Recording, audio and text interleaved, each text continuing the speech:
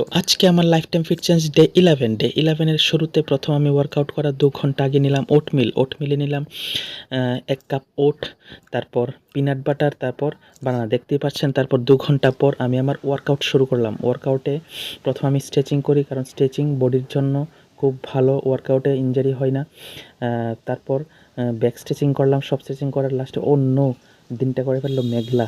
তারপর মোবাইলটা হাতে নিয়ে আমি আমার ওয়ার্কআউটের জায়গায় গেলাম। আমি আবার খোলা আকাশের নিচে ওয়ার্কআউট করতে খুব ভালোবাসি। তারপর ওয়ার্কআউটের প্রথমে আমি আমার বাড়িতে বানানো ডাম্বেল দিয়ে কিছু ওয়ার্ম আপ সেট নিলাম, কারণ মেইন সেটের আগে ওয়ার্ম আপ না করলে ইনজারির চান্স থাকে। তারপর বাইসেপ চেক করলাম, ট্রাইসেপ চেক করলে ওজনটা বাড়িয়ে মেইন সেট করলাম। মেইন সেটে নিলাম ডাম্বেল প্রেস, ব্যাক ফ্লাই, তারপর নিলাম ফ্রন্ট রেইজ, তারপর নিলাম ব্যাক রেইজ, তারপর নিলাম শ্রাগস। এটা স্ট্র্যাপসের জন্য খুব খুব খুব খুব